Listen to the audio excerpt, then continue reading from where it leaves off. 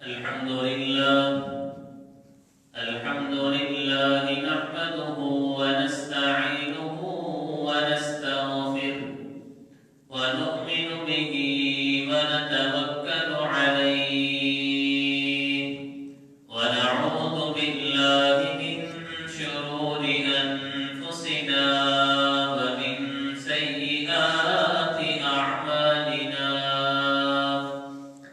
من يهده الله فلا مضل له ومن يضلله فلا هادي له ونشهد أن لا إله إلا الله وحده لا شريك له ونشهد أن سيدنا محمدا عبده ورسوله اللهم صل على محمد وعلى آل محمد كما صليت على إبراهيم وعلى آل إبراهيم إنك حميد مجيد اللهم بارك على محمد وعلى آل محمد كما باركت على إبراهيم وعلى آل إبراهيم إنك حميد مجيد رب اشرح لي صدري ويسر لي أمري واحلل عقدة من لساني يفقهوا قولي رب زدني علما أما بعد فإن خير الحديث كتاب الله وخير الهدي هدي محمد صلى الله عليه وسلم إن شر الأمور محدثاتها وكل محدثة بدعة وكل بدعة ضلالة وكل ضلالة في النار أعوذ بالله السميع العليم من الشيطان الرجيم من همزه ونفخه ونفثه بسم الله الرحمن الرحيم يا أيها النبي إنا أرسلناك شاهدا ومبشرا ونذيرا وداعيا إلى الله بإذنه وسراجا منيرا ہر قسم کی حمد و ثنا کبریائی اللہ وحدہ لا شریک ذو الجلال والاکرام کی ذات کے لیے درود و سلام امام الانبیاء سرتاج الرسل امام کائنات جناب محمد الرسول اللہ صلی اللہ علیہ وآلہ وسلم کی ذات اقدس پر عزیز بھائیوں دوستوں بزرگوں اللہ وحدہ لا شریک ذو الجلال والاکرام نے اس کائنات کو بنایا اور اس کائنات میں بسنے والے انسانوں کو بھی بنایا ہے اور اللہ نے اس کائنات میں انسانوں کو جب پیدا فرمایا تو اللہ نے جب آدم علیہ السلام کو اس کائنات میں بنا کر بھیجا اسی وقت سے لے کے تمام انبیاء کرام علیہ السلام پر ایک ذمہ داری عائد کی گئی تھی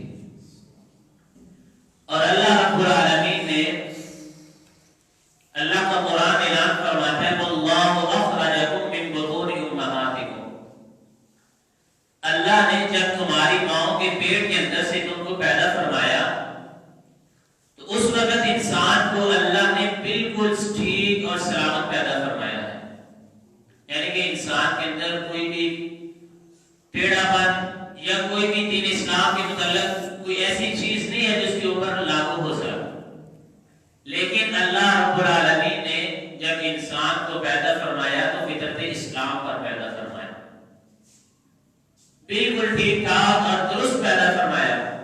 لیکن مسئلہ کیا ہے اس کے اندر کہ اللہ نے انسان کو بنایا، اس کے بعد تربیت گھر کے اندر، محلے کے اندر جس طرح کا ہم بچے کو ماحول دیتے ہیں، یہ جتنے بھی ذرائع ماحول دینے کے ان ذرائع اور وسائل کو مد نظر رکھتے ہوئے بچہ اس طرح متاثر ہو جاتا ہے۔ اسی طرح اللہ رب العالمین نے اس کائنات میں انسان کو بنایا کسی مقصد کے لیے۔ انبیاء رسول اس دنیا میں آئے کسی مقصد کو لے کر آئے۔ جتنے بھی انبیاء آئے ان سب کا ایک ہی مقصد تھا، دعوت اسلام، دین کی تبلیغ۔ جیسا کہ پچھلے خطبہ جمعہ میں آپ نے سنا کہ مسلمان پر 6 حق ہیں۔ پہلا حق، جب مسلمان اپنے دوسرے بھائی کو ملاقات کے لیے ملے یا ملاقات کرے تو سب سے پہلے اس کا کام یہ ہونا چاہیے کہ سب سے پہلے السلام علیکم کا الفاظ بولے، یعنی کہ سلام کرے۔ اور دوسرا حق جو تھا، اذا دعاک فاجبہ، جب کوئی مسلمان آپ کو دعوت کے لیے بلائے تو اس کی دعوت کو قبول کرو یا اس کی پکار کو سنو۔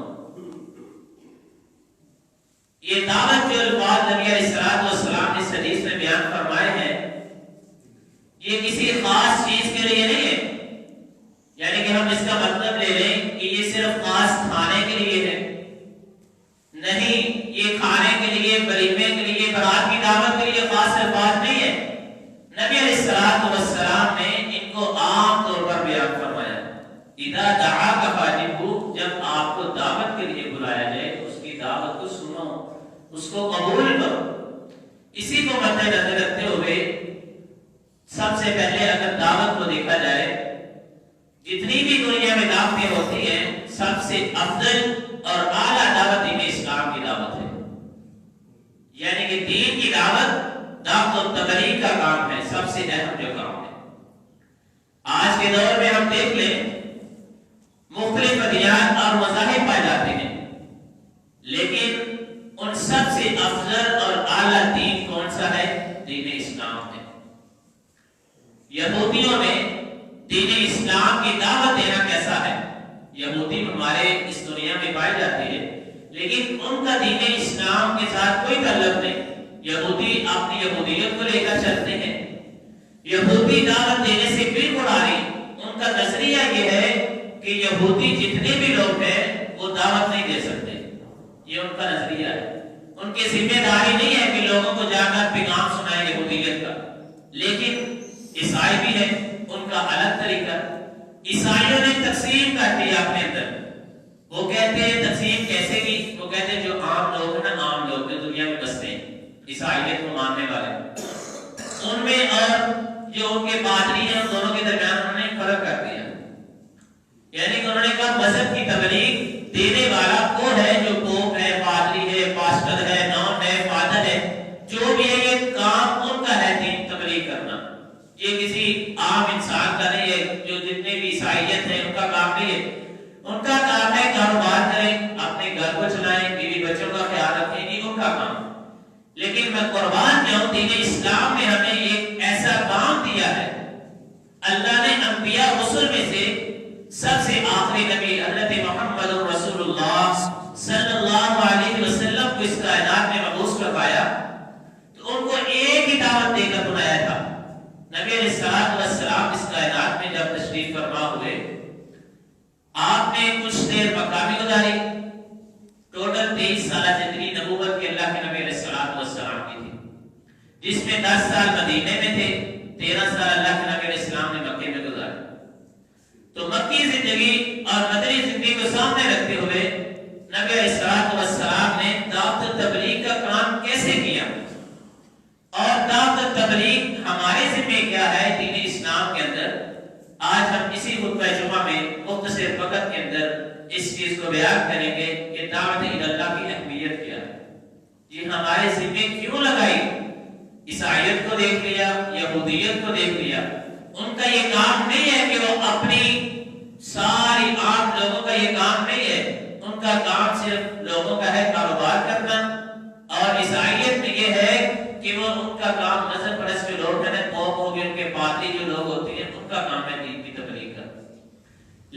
اللہ نے آخری نبی علیہ السلام کی امت کے اوپر ایک ذمہ داری کو عائد کر دیا ہے، جو میری بھی ہے ذمہ داری، آپ سب لوگوں کی بھی ہے، بچے بچے کی ہے، جتنے بھی ہیں سب کی ذمہ داری ہے۔ نبی علیہ السلام پر قرآن نازل ہوتا ہے، اللہ نے ذمہ داری کا احساس دلایا، اللہ کے نبی علیہ السلام کو مخاطب کر کے کہا یا ایھا الرسل یا ایھا الرسول بلغ ما انزل الیک من ربک فإن لم تفعل فما بلغت رسالتہ۔ اللہ نے حضرت نبی علیہ السلام کو فرمایا اے رسول، اے نبی، آخر الزمان کی امت جناب محمد رسول اللہ صلی اللہ علیہ وسلم، یہ جتنے بھی لوگ ہیں آپ کے سامنے بیٹھے ہوئے، ان کو وہ چیز پہنچا دیجیے جو میری طرف سے آپ کو نازل کی گئی ہے۔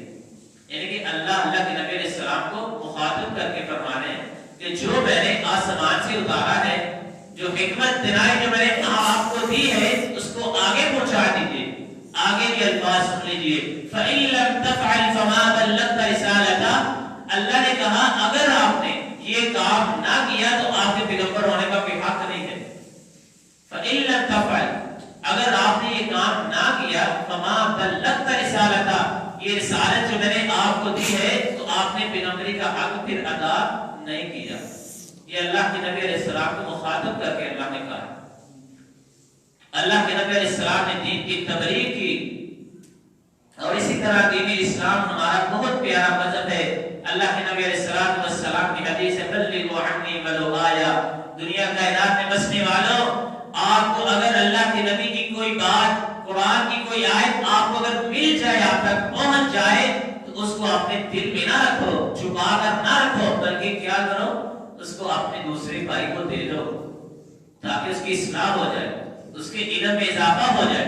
بلغوا عنی ولو آیا، اس کو جو بھی آپ کو آیت قرآن کی ملے، جو بھی حدیث ملے، اس کو اپنے بھائی تک پہنچا دے، یہ آپ کا حق ہے۔ اور اللہ رب العالمین نے، اور دعوت دین اس کا مطلب کیا ہے، اس کا مفہوم کیا ہے؟ اس کا مفہوم یہ ہے کہ اللہ نے گناہ، نیکی اور خیر و برائی کی جو چیزیں پیدا کی ہیں نا، جو بتلائی ہیں، ان کے بارے جتنی بھی کائنات میں انسان بستے ہیں نا، ان کو خیر و برائی کی دعوت دینا، نیکی سے نیکی کی طرف لانا، گناہ سے منع کرنا، یہ دعوت دین کا مفہوم ہے۔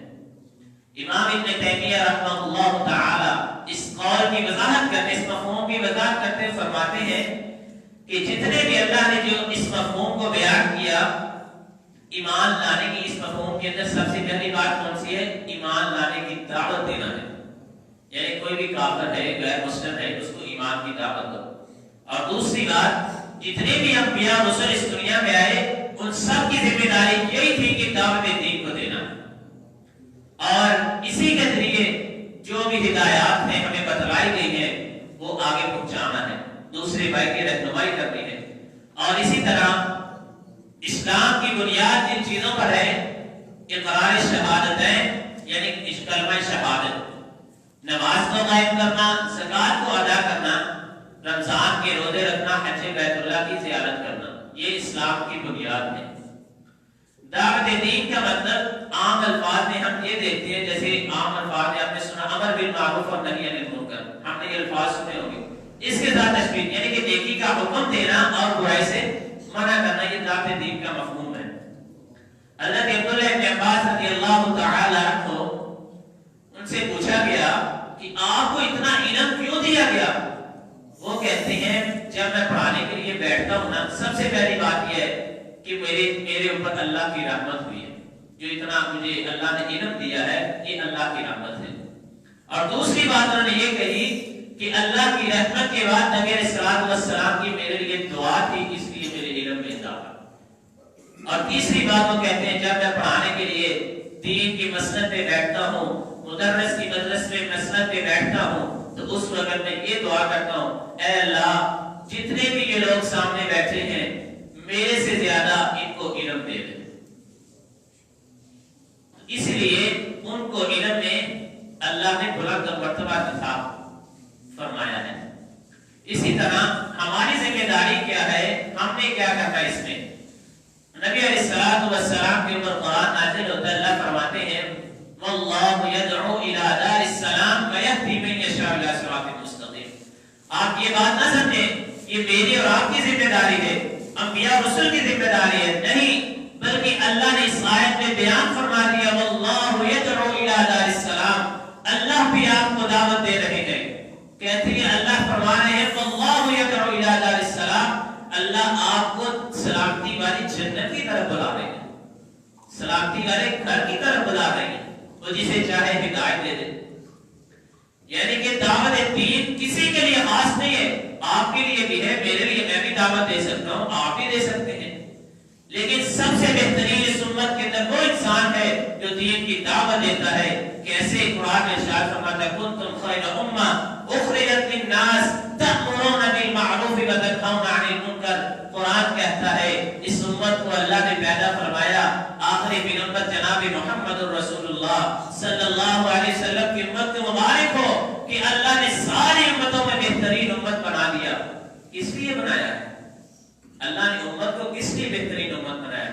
اللہ فرماتے ہیں کنتم خیر امہ اخرجت للناس تأمرون بالمعروف وتنہون عن المنکر، وہ باہر نکلے، دوست احباب کی مجلس میں بیٹھے، گھر جائیں، مسجد آئے، جہاں بھی جائیں، وہ نیکی کا حکم دے اور برائی سے منع کرے، اس لیے بہترین امت ہے۔ پہلی بات یہ ہے کہ یہ ربانی عمل ہے، یعنی کہ اللہ نے خود دعوت دی ہے تو ہمیں بھی چاہیے کہ ہم بھی اس کو دعوت کو عام کر دیں۔ واللہ یدعو الی دار السلام، اللہ نے دعوت دی ہے سلامتی والی جنت کی طرف، یعنی کہ سلامتی والا جو گھر ہے وہ جنت بھی، اور اس کے بعد یہ شیوہ پیغمبری بھی ہے۔ نبی علیہ السلام سے لے کر نبی علیہ السلام تک یہ سارے انبیاء جو پیچھے آئے، نوح علیہ السلام، ابراہیم علیہ السلام، عیسیٰ علیہ السلام، جتنے بھی انبیاء آئے، آخر میں جناب محمد رسول اللہ صلی اللہ علیہ وسلم آئے تو ان کا کام یہی تھا کہ دعوت دین دیں۔ آپ کہیں گے وہ کیسے؟ اللہ نے فرما دیا وَلَقَدْ بَعَثْنَا فِي كُلِّ أُمَّةٍ رَسُولًا أَنِ اعْبُدُوا اللَّهَ وَاجْتَنِبُوا الطَّاغُوتَ، اللہ فرماتے ہیں یقیناً ہم نے ہر امت میں رسول کو بھیجا ہے، کوئی ایسی امت پیچھے گزر کر نہیں گئی کہ جس میں رسول کو نہ بھیجا گیا ہو۔ کیوں بھیجا تھا؟ أَنِ اعْبُدُوا اللَّهَ، صرف اللہ کی عبادت کی دعوت دینے تھی، أَنِ اعْبُدُوا اللَّهَ وَاجْتَنِبُوا الطَّاغُوتَ، اور شیطان سے، طاغوت سے اجتناب کرنا۔ طاغوت سے مراد کیا ہے؟ طاغوت سے مراد یہ ہے کہ شیطان کے پیچھے چلنا یا بت پرستی کو ماننا، یہ طاغوت ہے اس الفاظ میں، یعنی طاغوت سے مراد شیطان کے پیچھے چلنا اور بت پرستی ماننا، اس سے اللہ نے منع فرمایا۔ ہر امت میں اللہ نے نبی کو پیدا کیا، نبی کو بھیجا، اس لیے ان اعبدوا اللہ، تاکہ وہ اللہ کی عبادت کی دعوت دیں، یعنی کہ نبیوں کا کام بھی کیا تھا؟ دعوت دین دینا، دین اسلام کی دعوت دینا۔ تو ہماری بھی ذمہ داری ہے کہ ہم بھی دین کی دعوت دیں۔